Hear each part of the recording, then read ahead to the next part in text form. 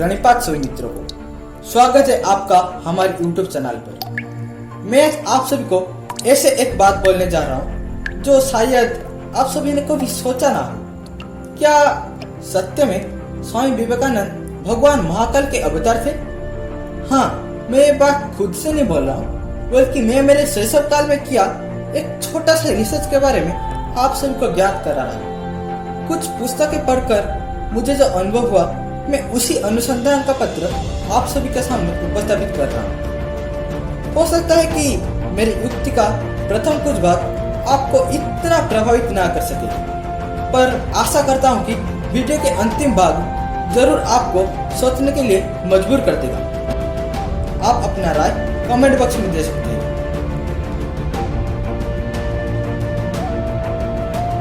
बात नरेन यानी स्वामी विवेकानंद की जन्म से पहले की है।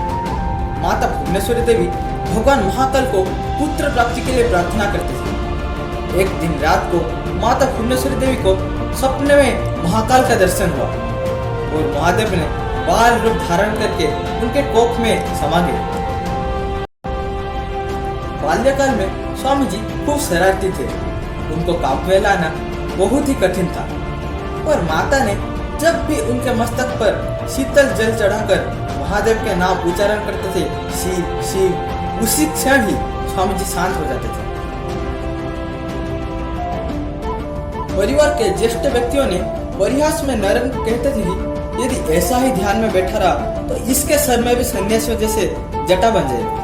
फिर नरेन ध्यान में बैठ जाता था और जब देखता था कि उसके बाल पहले जैसे ही था तो निराश हो जाता था। भगवान श्री राम के गंभीर और शांत स्वभाव से वो काफी प्रभावित हो चुका था। फिर भी उसका आकर्षण महादेव के जैसे सन्यासी बनने के लिए था। एक दिन अपने मित्रों के साथ खेलने के समय वो ध्यान में बैठ गया। वहाँ पर एक नाग के आने के कारण सभी मित्र वहाँ से भाग चले और नरेन को भी भाग आने के लिए जोर जोर से पुकार रहे थे, पर नरेन तो ध्यान में मग्न था। वो नाग आया और नरेन के चारों ओर घूमकर चला गया। ये देख सभी अचंभित हो गए। अरे आश्चर्य होने की क्या बात था, स्वयं नागराज वासुकी तो महादेव के अलंकार है। बचपन में ऐसे ही एक बार बाल स्वामी जी ने अपने माता के समक्ष शरीर में कोपिन और रुद्राक्ष डालकर जोर से हंसने लगे। माता ने पूछा, अरे ये कौन सा रूप है? नरेन ने मुस्कुराकर बोले कि देखो ना माँ, मैं शिव हूँ। खैर छोड़िए। ये रात महाशिवरात्रि का था। तब सभी गुरुकुल में रहते थे। नरेन के साथ उनके और 3-4 मित्र भी उपवास किए थे। बसंत की उस रात में जोर बारिश के साथ बिजली में कभी कभी आसमान में महादेव के विभिन्न आकृतियां बादल में प्रतीत हो रहा है। रात 10 बजे ध्यान कर्म समाप्त होने के बाद सभी साथी आसमान की तरफ देखते हुए बाहर बैठे थे।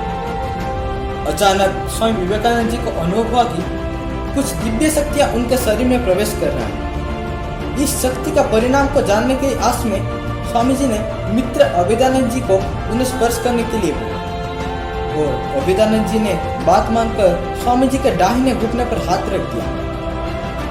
प्रत्यक्षदर्शी का कहना है कि उस समय स्वामी जी ध्यान मुद्रा में बैठे थे और अभेदानंद जी के आंखें स्वयं ही बंद हो गई। उनका हाथ जोर से कांप रहा था।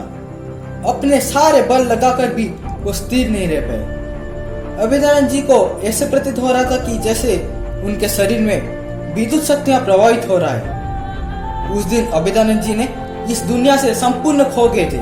पूरा दिन वो ध्यान में ही बैठे रहे थे। स्वामी रामकृष्ण परमहंस जी का कहना है कि उस बालक का किस्मत अच्छा था, उसका ज्यादा कुछ हानि नहीं हुआ।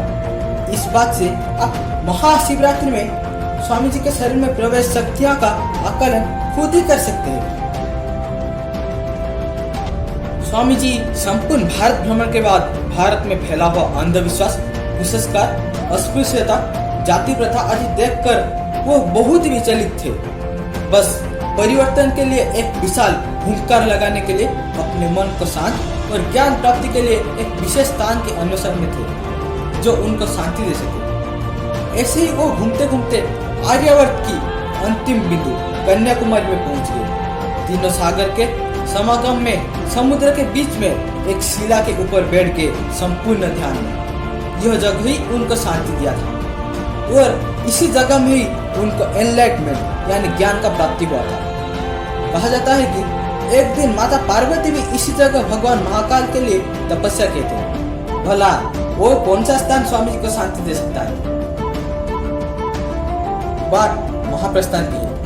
महाप्रस्थान के पहले ही उनको पता चल गया था कि उनका लीला समाप्त होने जा रहा है। वो शरीर त्याग के 3 दिन पहले अपने शिष्य से कहे कि मेरा अंतिम संस्कार मठ के पार्श्व में स्थित गंगा नदी के तट पर बिल्व वृक्ष के नीचे करना। बस आप तो समझदार हैं। हर युग में भगवान इस धरा पृष्ठ में मानव रूप धारण करके जन्म लेते हैं। हो सकता है मेरा ये तर्क सही हो। स्वामी जी महाकाल का स्वरूप हो ना हो, पर वो एक महामानव जरूर थे, इस पर कोई शंका नहीं। पर आप अपना राय कमेंट बॉक्स में जरूर देना। मिलते हैं अगले वीडियो में, तब तक के लिए कीप स्प्रेडिंग पॉजिटिविटी।